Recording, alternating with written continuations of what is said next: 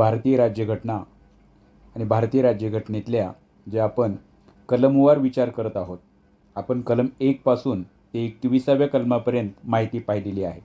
आज आपणाला मूलभूत हक्कामध्ये जे भाग 3 म्हणून आपण ज्याला ओळखतो मूलभूत हक्क, त्या मूलभूत हक्कातील कलम 21 जीवनाचा आणि वैयक्तिक स्वातंत्र्याचा अधिकार याच्याबद्दल माहिती पाहणार आहोत. विद्यार्थी मित्रांनो, कायद्याने प्रस्थापित केलेली पद्धत असल्याशिवाय कोणत्याही व्यक्तीस तिचे जीवन किंवा वैयक्तिक स्वातंत्र्य यापासून वंचित केले जाणार नाही, याच्या बाबतीत माहिती हा कलम देत आहे, असं आपल्याला या ठिकाणी विचार करावा लागेल. म्हणजे बघा, इथे इम्पॉर्टंट काय आहे तर कायदा हा शब्द आहे. कायद्याने प्रस्थापित केलेले एखाद्याच्या व्यक्तीच्या जर अधिकारावर गदा आणायची असेल, हिरावून घ्यायचं असेल तर कायद्याने प्रक्रिया करणं गरजेचं आहे. म्हणजे या कलमानं व्यक्तीच्या जीवनाची हमी दिलेली आहे, व्यक्तीस त्याचं जीवन जगण्याच्याबद्दल माहिती दिलेली आहे. त्याचबरोबर वैयक्तिक स्वातंत्र्याची हमीसुद्धा या कलमामध्ये देण्यात आलेली आहे. म्हणजे इथं दोन बाबी आपल्याला विचारात घ्यावा लागेल. एक, व्यक्तीला जीवन जगणे आणि वैयक्तिक स्वातंत्र्य याचा विचार या ठिकाणी करण्यात आलेला आहे. म्हणजे 21व्या कलमाने नुसतं व्यक्तीला जीवन जगायचं म्हणजे प्राणीमात्रासारखं जीवन जगायचं नाही, तर सन्मानाने जीवन जगायचं याची माहिती दिलेली आहे. म्हणजे जीवन जगणे म्हणजे काय तर सन्मानाने जीवन जगणे याचा अर्थ आता इथं व्यक्त होईल. आता बघा, कलम 21मध्ये नेमकं काय सांगण्यात आलेलं आहे. म्हणजे कलम 21चा आपल्याला स्वरूपाबद्दल विचार करावा लागेल आणि याच्या कलमाच्या 21व्याचं महत्त्व काय हे पाहावं लागेल. भारतीय राज्यघटनेमधलं आत्तापर्यंत जे की सर्वाधिक जास्त जिवंत, सर्वाधिक जास्त विचारात येणारं कलम जर कोणतं असेल तर ते कलम 21 आहे, असं आपल्याला या ठिकाणी पाहावं लागेल. हे अतिशय व्यापक आहे, खूप व्यापक आहे हे कलम, आणि अतिशय गतिमान आहे असं म्हटलं तर चुकीचं ठरणार नाही. म्हणजे एकतर व्यापक पण आहे आणि गतिमान पण आहे, असं विचार या ठिकाणी करावा लागेल. मग आता या 21व्या कलमामध्ये काय सांगण्यात आलेलं आहे तर 21व्या कलमाचा जर विचार करायचा असेल तर भारताची जी राज्यघटना आहे त्या राज्यघटनेचा आत्मा जरी म्हटलं या कलमाला तर चुकीचं ठरणार नाही. म्हणजे भारतीय राज्यघटनेचा आत्मा या 21व्या कलमामध्ये आहे असं म्हटलं तर चुकीचं ठरणार नाही, असं आपल्याला म्हणावं लागेल. मग नेमकं काय आहे तर सर्वोच्च न्यायालयाच्या मते, कुणाच्या मते? सर्वोच्च न्यायालयाच्या मते. बघा इकडे लक्ष द्या, सर्वोच्च न्यायालयाच्या मते कलम 21 हे मूलभूत हक्काचे आत्मा किंवा हृदय आहे. कशाचं आहे? भारतीय राज्यघटनेचं तर आहेच आहे, पण मूलभूत हक्काचं हृदय आणि आत्मा असं आपल्याला म्हणावं लागेल.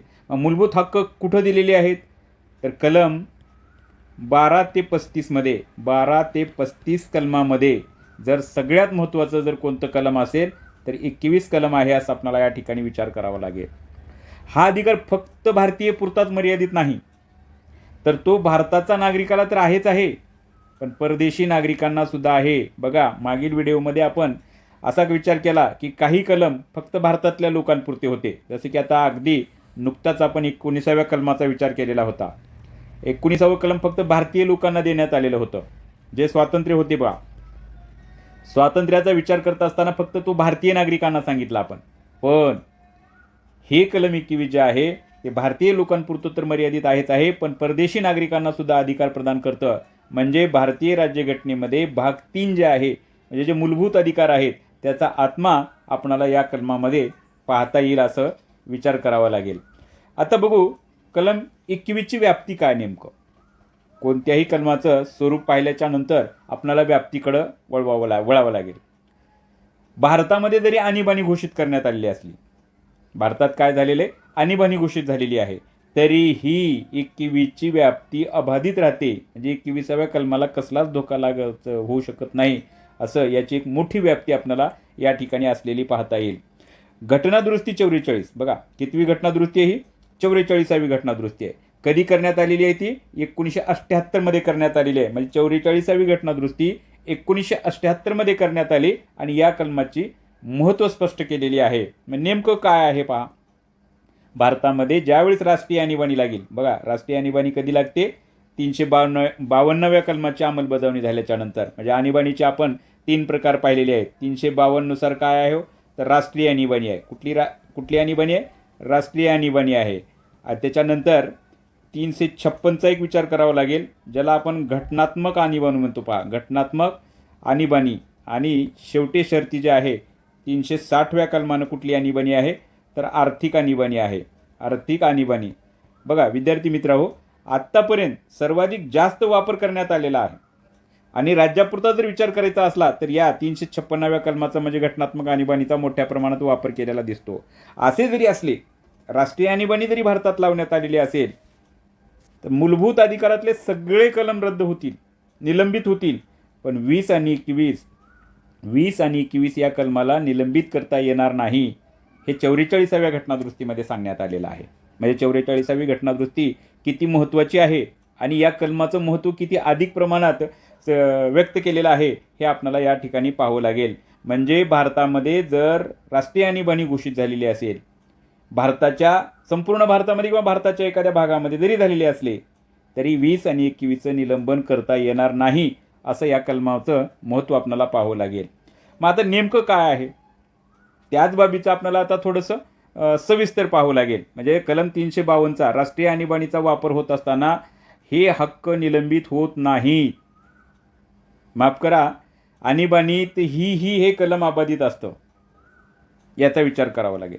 म्हणजे राष्ट्रीय आणीबाणीच्या काळामध्ये अनेक मूलभूत हक्क निलंबित होतात, मात्र 20 आणि 21 हे कलम निलंबित होत नाही, याची माहिती या ठिकाणी देण्यात आलेली आहे.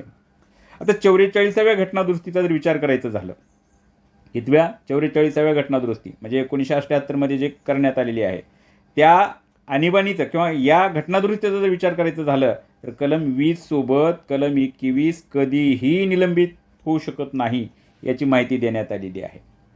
म्हणजेच काय हो, मानवी अस्तित्वाचा सर्वात मूलभूत अधिकार असल्याने तो आणीबाणीतही हिरावून घेता येत नाही. जर 20 आणि 21 हे जर 2 कलम रद्द केलं तर माणसाचं जीवनच राहणार नाही ना. मग राज्यसंस्थेच्या जर मनामध्ये आलं तर राज्यसंस्था काय करेल? 20 आणि 21चं निलंबन करून माणसाच्या जीवनामध्ये म्हणजे माणसाला वाटेल त्या पद्धतीनं वागणूक देईल. मात्र 44वी घटनादुरुस्ती करण्यात आली आणि 20 आणि 21चं महत्त्व विशद करण्यात आलं, म्हणजे यांचं निलंबन करता येणार नाही, अशी माहिती देण्यात आलेली आहे. आता काही न्यायालयीन खटले आपल्याला विचार करावा लागेल. आता या कलमामध्ये व्यक्तीचं जीवन आणि प्रतिष्ठेने जगणं, बघा व्यक्तीच्या जीवनाबद्दल प्रतिष्ठेने जगणं याचा अर्थ भारताच्या राज्यघटनेमध्ये देण्यात आलेला नाही. तर मग काय आहे, तर वेगवेगळ्या न्यायनिवाड्याचा आपल्याला विचार करावा लागेल आणि त्या न्यायनिवाड्यानुसारच या कलमाचं किती महत्त्व अधोरेखित करण्यात आलेलं आहे याची माहिती घ्यावं लागेल. म्हणजे आपल्याकडं 2 प्रक्रिया येतात बघा. पहिली प्रक्रिया आहे कायद्याने प्रस्थापित पद्धत. म्हणजे कायद्याने प्रस्थापित पद्धत म्हणजे नेमकी काय आहे आणि कायद्याची योग्य प्रक्रिया म्हणजे काय आहे, ह्या 2 शब्दाला खूप किंमत आहे. मग आता भारताने नेमकं या दोन्ही शब्दाचा वापर केलेला आहे का यातल्या एका शब्दाचा वापर केलेला आहे? जसे की कायद्याची योग्य प्रक्रिया आणि कायद्याने प्रस्थापित पद्धत, इंग्लंड आणि अमेरिकेचा विचार आपल्याला या ठिकाणी करावा लागेल. भारताने ज्या वेळेस घटना करत होते त्यावेळेस नेमके या दोन्हीचाही अर्थ आमच्या राज्यघटनेमध्ये घेतलेला आहे आणि त्यातलं त्यात तो मूलभूत अधिकारामध्ये याचा समावेश केलेला आहे असं म्हणावं लागेल. मग काय आहे नेमकं याचा विचार आपल्याला विविध ऐतिहासिक खटल्यामधून किंवा न्यायालयाच्या दृष्टिकोनातून विचार करावा लागेल. तर करूया आपण याचा विचार, नेमकं ही पद्धत काय आहे. तर आता बघा, नेमकी ही संकल्पना काय आहे, नेमका न्यायालयाचा दृष्टिकोन कशा पद्धतीचा आहे, कोणाविरुद्ध संरक्षण प्राप्त होणार आहे आणि न्यायालयाने काही अटीसुद्धा या न्यायनिवाड्याची करत असताना देण्यात आलेली आहे किंवा या संकल्पना स्पष्ट करत असताना दिलेल्या आहेत. मग आता बघा संकल्पना काय आहे नेमकी, तर संकल्पना पाहत असताना आपल्याला बऱ्याच गोष्टीचा विचार करावा लागेल. एक गोपालन खटला 1950मध्ये आलेला आहे आणि नेमकं काय सांगितलेलं आहे, तर कायद्याने प्रस्थापित केलेली पद्धत सांगितलेली आहे. काय केलेलं आहे? कायद्याने प्रस्थापित केलेली पद्धत या खटल्यामध्ये सांगण्यात आलेलं आहे. मग आता काय झालेलं आहे, तर न्यायालयानं इंटरप्रिटेशन करत असताना नॅरो संकुचित अर्थ काढलेला आहे. म्हणजे कायद्याने प्रस्थापित केलेली ही जी पद्धत आहे किंवा हा जो दृष्टिकोन आहे तो संकुचित आहे असं म्हणावं लागेल, नॅरो आहे असं म्हणावं लागेल. मग हा कशाच्या संदर्भामध्ये आहे, तर कार्यकारी मंडळाच्या संदर्भात आहे. बघा एक्झिक्युटिव्ह पॉवर जे आहे भारतामध्ये, एक्झिक्युटिव्ह पॉवर म्हणजे काय, राष्ट्रपती असतील, उपराष्ट्रपती असतील, पंतप्रधान असतील किंवा त्यांचे मंत्रिमंडळ असतील, याच्या मनमानी विरुद्धची प्रक्रिया याच्यामध्ये सांगण्यात आलेली आहे. म्हणजे काय सांगण्यात आलेलं आहे, नुसता कायदा अस्तित्वात असून जमणार नाही. म्हणजे या ठिकाणी न्यायालयाने काय सांगितलेलं आहे, या प्रक्रियेचा अर्थ सांगत असताना नुसता कायदा महत्त्वाचा आहे, इथं पुरेसा आहे. मी आता तुम्हाला असून जमणार नाही म्हटलो, माफ करा, पण कायदा अस्तित्वात असणे या ठिकाणी पुरेसा आहे. मग आता नेमकं काय म्हणण्यात आलेलं आहे, पुढचा खटला 1978 आला बघा, मेनका गांधी खटला. आणि मेनका गांधी खटल्यानं काय सांगण्यात आलेलं आहे, कायद्याची योग्य प्रक्रिया सांगितलेली आहे. अत्यंत व्यापक ब्रॉड इंटरप्रिटेशन्स या ठिकाणी करण्यात आलेलं आहे. आणि या ठिकाणी काय केलेलं आहे, एक्झिक्युटिव्ह पॉवर जे आहे आणि लेजिस्लेचर जे आहे, म्हणजे कार्यकारी मंडळ जे आहे आणि कायदे मंडळ जे आहे. कार्यकारी मंडळ म्हणजे पुन्हा मी तुमच्या लक्षात आणून देईल, राष्ट्रपती, उपराष्ट्रपती, पंतप्रधान आणि त्यांचे मंत्रिमंडळ. आणि कायदे मंडळ म्हणजेच राष्ट्रपती, लोकसभा, राज्यसभा. या दोघाच्याही विरुद्धची प्रक्रिया आहे. या दोघाच्याही शक्तीला अंकुश लावण्याचं काम ही प्रक्रिया करत असते. म्हणजे कायदा, न्याय रास्त आणि वाजवी असला पाहिजेत असं या ठिकाणी म्हणण्यात आलेलं आहे. नुसता न्याय करून फायदा नाही. नुसता न्याय करून फायदा आहे का? नाही. तर त्यासाठी काय करावं लागेल, न्याय झाला देखील असं वाटलं पाहिजे. म्हणजे कायद्याची योग्य प्रक्रिया तुम्हाला राबवावी लागेल, हे या ठिकाणी सांगण्यात आलेलं आहे. आता तुमच्या लक्षात आलेलं असेल, बऱ्याच वेळेपासून मी तुम्हाला 21व्या कलमाबद्दल माहिती देत आहे.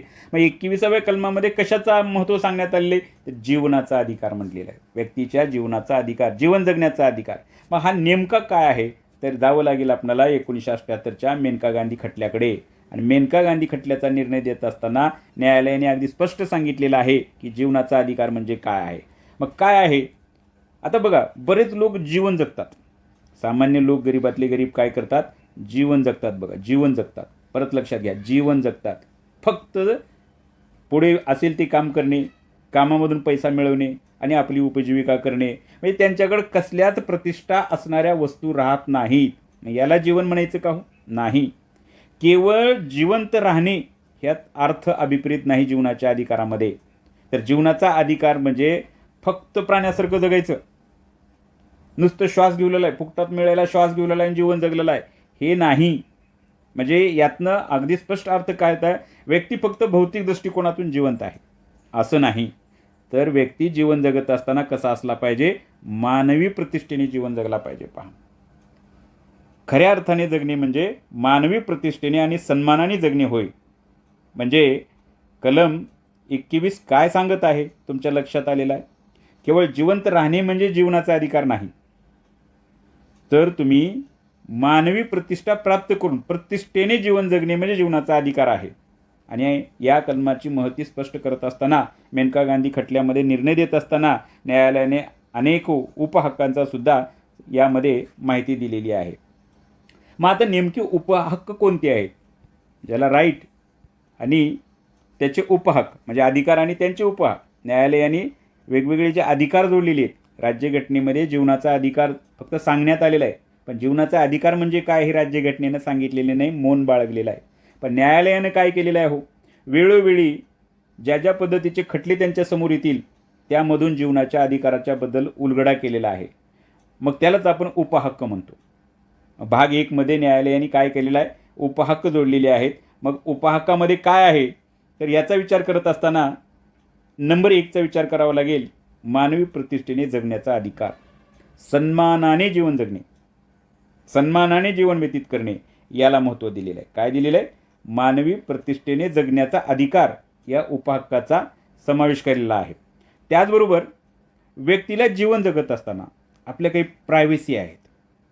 माझं काही खाजगी जीवन आहे, माझ्या प्रायव्हसीचा, माझ्या स्वतःच्या जीवनामधल्या काही खाजगीपणाचा मला काय आहे, अधिकार आहे. मला ती जपण्याचा अधिकार आहे. किंवा माझे एखादी कागदपत्र तुमच्याकडे आहेत, माझ्या जीवनातल्या काही गोष्टी तुम्हाला माहीत आहेत, तर तुम्ही त्या डिस्पोज करायचं नाही.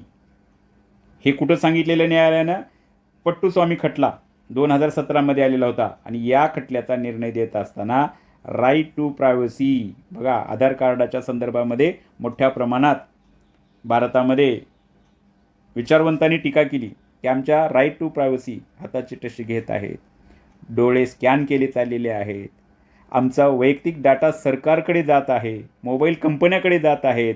पण कुठेतरी आमच्या राईट टू प्रायव्हसीचा खंडन होत आहे की काय, ही भावना अनेक विचारवंतांच्या मनामध्ये आली आणि अनेक विचारवंतांनी काय केले, सरकारवर टीका केली. तेव्हा सरकारला पुढे येऊन सांगावं लागलं की आम्ही तुमच्या कोणत्याही गोपनीय माहितीचा, प्रायव्हसीचा आम्ही डिस्पोज करत नाही.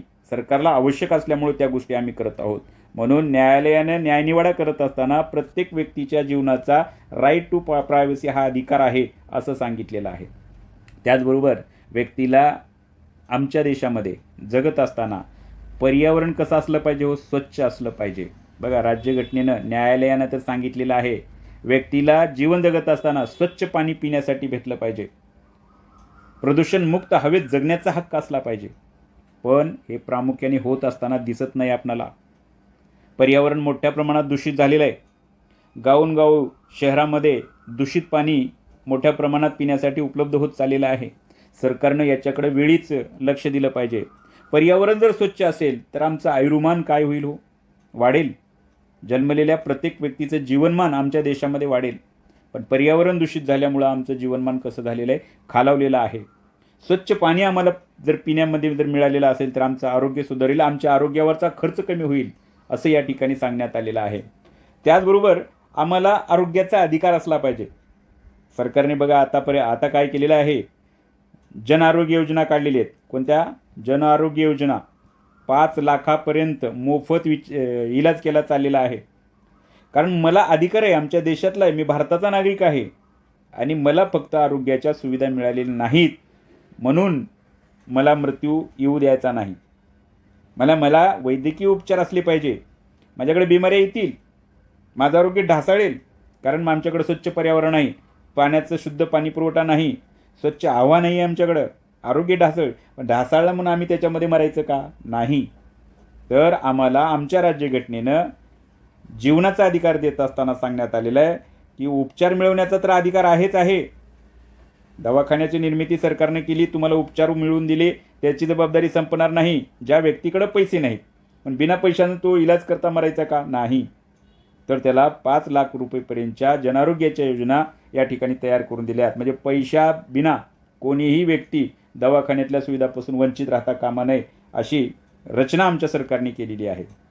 त्याचबरोबर एखादा व्यक्ती आहे, लिटिगेशनचा भाग आहे हा, एखादा व्यक्ती आहे आणि त्याच्यावर काहीतरी मोठं संकट आलेलं आहे किंवा शेजाऱ्यानं त्याच्यावर काय केलेलं आहे, एखादी अन्यायकारक बाब केलेली आहे आणि तो गरीब आहे. तो कसा आहे? गरीब आहे. मग आता गरीब आहे, न्यायालयात तो जाऊ शकत नाही, जाऊ शकत नाही. या कारणाने मग त्यानं तसंच राहायचं का? नाही. तुमच्यावर जर समजा लिटिगेशनची कोणती वेळ आलेली असेल आणि जर समजा तुमच्याकडे पैसे नसतील तर मोफत कायदेशीर सहाय्य काय दिलेलं आहे? मोफत कायदेशीर सहाय्यसुद्धा आमच्या भारताच्या नागरिकाला असलं पाहिजे असं सर्वोच्च न्यायालयाने, म्हणजेच right to free legal aid. बघा, तुम्ही जर न्यायालयामध्ये गेलेला असाल तर न्यायालयामध्ये एक लीगल एड टीमच तयार केलेली असते. एखाद्या व्यक्तीला जर वकील परवडत नसेल, वकील तर तो लावू शकत नसेल, तर त्याला फ्री लीगल एड उपलब्ध करून दिला जातो. म्हणजे कोणत्याही व्यक्तीला भारतामध्ये जीवन जगत असताना काय केलं चाललेलं आहे? कायदेशीर सहाय्य पुरवलं चाललेलं आहे आणि हे सरकारचं काम आहे. न्यायनिवाड्यामध्ये न्यायालयानं सांगितलेलं आहे. त्याचबरोबर एकांतवासाचा सुद्धा अधिकार आहे आम्हाला. म्हणजे जर समजा एखाद्या व्यक्तीला तुम्ही तुरुंगात टाकलं, बघा बऱ्याच ठिकाणी तुम्ही काय केलेलं आहे, तुरुंगामध्ये कैद्याला सुद्धा एकटं ठेवलं जात नाही, एकांतवासात ठेवलं जाणार नाही. कारण मनुष्य हा सामाजिक प्राणी आहे. मनुष्य कसा आहे? सामाजिक प्राणी आहे आणि सामाजिक प्राणी असल्यामुळं त्याला समाजामध्ये आवडतं, समाजामध्ये राहणे आवडतं, लक्षात घ्या. म्हणून तुम्ही त्यांना जर अटक केलं, तुरुंगात ठेवू शकत नाही, एकटे ठेवण्याचा अधिकार नाही तुम्हाला समजा. कारण त्याच्या मनाला कुठंतरी वाटलं पाहिजे आपण समाजशील प्राणी आहोत.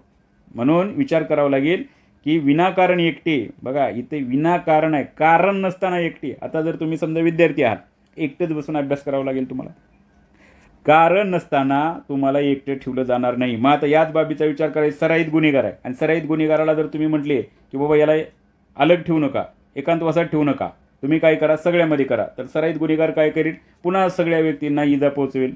म्हणून असं नाही, लक्षात घ्या. एकांतवासाचा अधिकार जरी देण्याचं नाही असं ठरवलं असलं तर व्यक्ती आपल्या मर्जीनं तशा पद्धतीचं राहू शकतो. आता बघा, कलम भाग 1 मध्ये आपण पाहिलं, म्हणजे उपहक्काच्या भाग 1 मध्ये पाहिलं. असं काही भाग 1 भाग 2 पाडलेले नाहीत, पण आपण अभ्यासाच्या दृष्टिकोनातून त्याचा भाग 1 भाग 2 असं पाडलेलं आहे. मग आता दुसरा अधिकार काय म्हणण्यात आलेला आहे? मेनका गांधीच्या केसचा न्यायनिवाडा करत असताना प्रत्येक भारतीय लोकांना, ज्या लोकांचे ऐपत आहेत त्या लोकांना परदेशात जाण्याचा अधिकार आहे. बघा, राईट टू अबॉर्ड. कारण आम्ही जर समजा आमच्याकडे पैसे आहेत, आम्ही सहलीसाठी जाऊ शकणार आहोत, तर सरकार आम्हाला थांबवू शकेल का? नाही. म्हणजे आम्हाला आमच्या जीवनामध्ये विरंगुळा आनंद घेण्याचा अधिकार आहे असं म्हणावं लागेल. कारण मी काय करेन, दुसऱ्या परदेश दौरे करेन, परदेश जाईन, तिथल्या नैसर्गिक वातावरणामध्ये राहील, तिथल्या कल्चरची माहिती घेऊ शकेन. सरकार म्हणून माझ्या या अधिकारावर गदा आणू शकत नाही असं कोण म्हणते? कलम 21चा अर्थ सांगत असताना न्यायालय म्हणत आहे. त्याचबरोबर सुरक्षित आसरा असला पाहिजे. बघा, आश्रयाचा आणि निवाऱ्याचा हक्क न्यायालयाने सांगण्यात आले आहे. Right to shelter. सुरक्षित आसरा असला पाहिजे, लक्षात घ्या. म्हणजे ज्या लोकांची परिस्थिती नाही त्या लोकांना सुद्धा सरकार घरकुलाच्या माध्यमातून घरं बांधून देत आहे. सुरक्षित आसरा निर्माण करून देण्याचं काम सरकारमार्फत केलं जात आहे. बरं, इथं काय सांगितलेले? सन्मानाच्या जीवनाचा अर्थ सांगत असताना माझ्या पसंतीच्या व्यक्तीशी विवाह करण्याचा अधिकार आहे. हादिया केस, बघा 2018मध्ये हादिया नावाची केस सर्वोच्च न्यायालयाच्या समोर आलेली होती आणि त्यामध्ये अगदी स्पष्ट सांगितलेलं आहे, माझ्या मर्जीनुसार माझा जोडीदार निवडण्याचं स्वातंत्र्य मला आहे. पण आमच्या भारतामध्ये प्रामुख्याने काय केलं जातं की आई वडीलच आमच्यासाठी जोडीदार निवडतात आणि आम्ही ते निमूटपणे मान्य करतो. चांगली बाब ही करावं, पण आपले आईवडील काही आपल्यासाठी वेगळा विचार करणार नाहीत. परंतु काही असतात ज्यांना वाटतं की आईवडिलांनी केलेली निवड चुकीची आहे. मग काहीच्या जीवनामध्ये प्रेम होतं आणि प्रेमातून विवाह करतात, आईवडिलाला मान्य राहत नाहीत, समाजाला मान्य राहत नाहीत. म्हणून सर्वोच्च न्यायालयानं जीवनाचा अधिकार स्पष्ट करत असताना सांगितलेलं आहे, प्रत्येक व्यक्तीला आपल्या पसंतीच्या व्यक्तीशी विवाह करण्याचा अधिकार या ठिकाणी देण्यात दिलेला आहे. बघा, खूप महत्त्वाचं आहे झोपण्याचा अधिकार. बघा काय म्हटलेलं आहे, झोपण्याचा अधिकारसुद्धा असला पाहिजे. आणि ही प्रसिद्ध केस आहे रामदेव बाबा केस. आमचे जे योगगुरू रामदेव बाबा आहेत यांनी जे मैदानामध्ये झोपण्याच्या अधिकाराच्या संदर्भामध्ये 2012मध्ये जे केलेलं होतं त्याचा विचार करण्यात आलेला आहे. शांततापूर्ण झोपण्याचा हक्क आहे. मग आता तुम्ही तुमच्या घरामध्ये झोपलेलं आहे, तुमची आई तुम्हाला अभ्यासाला उठवत आहे, आईच्या विरुद्ध तुम्ही न्यायालयात जायचं नाही. हा अधिकार कुणाच्या बाबतीमध्ये आहे? जे काही मोबाईल कंपनी आहेत किंवा बाहेरील व्यक्ती आहेत, तुम्ही जर त्या पद्धतीनं नॉर्म्स जर लिहून दिलेला असेल की आम्हाला डू नॉट डिस्टर्ब जर म्हणून जर सेवा उपलब्ध केलेली असेल तर तुमची झोप मोडण्याचा अधिकार. बघा, बऱ्याच वेळेस असं होतं, दुपारी तुम्ही गाढ झोपलेले असतात आणि मोबाईलचे कुठल्या तरी एका जाहिरातीसाठी एखादी वस्तू घ्या म्हणून फोन येतात. आल्याच्या नंतर तुमची झोप मोड होते. त्या झोपेच्या संदर्भामध्ये न्यायालय बोलत आहे, जर तुम्ही डू नॉट डिस्टर्ब सेवा जर उपलब्ध करून घेतलेली असेल तर तुमच्या झोप मोडण्याचा किंवा तुमच्या झोपेच्या अधिकाराच्या विरोधात ते जाऊ शकत नाहीत, अशी माहिती या ठिकाणी दिलेली आहे. बरं, आता नुसतं जीवन जगायचं आहे, मग जीवन जगण्यासाठी आपल्याला काही ना काही पाहिजे ना. मग उपजीविकेचा सुद्धा अधिकार असला पाहिजे. सन्मानाने जगायचं आहे म्हणजे त्याला पैसा पाहिजे. मग त्याच्यासाठी माझ्याकडे उदरनिर्वाहाचं साधन असलं पाहिजे. Right to livelihood. मला जर चांगल्या पद्धतीचे उदरनिर्वाहाचे साधनं, जर माझ्या उत्पन्नाचे साधने जर माझ्याकडे चांगले असतील तरच मी उत्पन्न घेऊ शकतो, अन्यथा मी घेऊ शकत नाही. मला जे सन्मानानं जगायला पाहिजे ते जगता येत नाही. माझं जर क्वालिफिकेशन जर फार मोठं झालेलं आहे, आता जर समजा मी PhD होल्डर आहे आणि मला जर सेवक म्हणून जर काम करायचे असेल तर मी सन्मानानं जगू शकेन का? हो, नाही. त्यासाठी मला काय करावं लागेल, सरकारने माझ्या पात्रतेनुसारच उत्पन्नाचे साधने निर्माण करून द्यावं लागेल. आणि ही केस होती 1985मध्ये. केसचं नाव आहे अल्गा टेरिस केस. अल्गा टेरिस कुठली केस आहे? अल्गा टेरिस केस आहे. आणि या अल्गा टेरिस केसमध्ये उपजीविकेच्या साधनाच्या अधिकाराबद्दल सर्वोच्च न्यायालयाने न्यायनिवाडा केलेला आहे. आता बघा, अगदी अलीकडच्या काळामध्ये राईट टू एज्युकेशन म्हणजे शिक्षणाचा अधिकारसुद्धा 21मध्ये समाविष्ट करण्यात आलेला आहे. आणि याचा समावेश 21A मध्ये करण्यात आलेला आहे. म्हणजे आत्तापर्यंत शिक्षण कसं होतं? सक्तीचं होतं, पण मूलभूत नव्हतं. मूलभूत हक्काचा दर्जा दिलेला नव्हता. आता शिक्षणाला मूलभूत दर्जा दिलेला आहे, मूलभूत हक्काचा दर्जा दिलेला आहे. मग आता पूर्वीच्या शिक्षणामध्ये आणि आत्ताच्या शिक्षणामध्ये नेमका काय फरक आहे याचा विचार आपल्याला या ठिकाणी करावा लागेल. आणि हे करण्यासाठी सरकारने 86वी घटनादुरुस्ती केली. कितीवी घटनादुरुस्ती केली? 86वी घटनादुरुस्ती केली. आणि राईट टू एज्युकेशन ॲक्ट तयार केला 2009. 2009मध्ये ही घटना दुरुस्ती करण्यात आली आणि राईट टू एज्युकेशन ॲक्ट तयार करण्यात आला आणि प्रत्येक बालकाला ज्यांचं वय 6 ते 14 वयोगटाच्या दरम्यान आहे त्यांना शिक्षणाचा मूलभूत अधिकार बहाल केलेला आहे. मग काय आहे नेमकं याचा विचार आपल्याला करावा लागेल. बघा, 86वी घटना दुरुस्ती करण्यात आली 2002द्वारे. बघा, घटना दुरुस्ती 2002मध्ये करण्यात आली. मी आता RT कायद्याच्या संदर्भात सांगितलं 2009, गफलत करून घेऊ नका. 2009मध्ये RT act right to education act तयार झाला. पण 86वी घटना दुरुस्ती कधी करण्यात आली? 2002मध्ये करण्यात आली, लक्षात घ्या. आणि कलम 21मध्ये 21A नावाचं कलम दाखल करण्यात आलं, लक्षात घ्या. आणि तरतूद काय करण्यात आली? जे 6 ते 14 वयोगटातले जे बालक आहेत यांना मोफत आणि सक्तीचं, बघा शिक्षण कसं दिलेलं आहे, मोफत दिलेलं आहे आणि सक्तीचं दिलेलं आहे, म्हणजे मूलभूत अधिकारामध्ये समावेश करण्यात आलेला आहे. आणि ही तरतूद प्रत्यक्षात आणण्यासाठी संसदेने RT act 2000 right to education act, बालकांना मोफत आणि सक्तीच्या शिक्षणाचा अधिकार 2009मध्ये संमत केला. आणि हा कायदा 1 एप्रिल 2010 पासून सगळ्या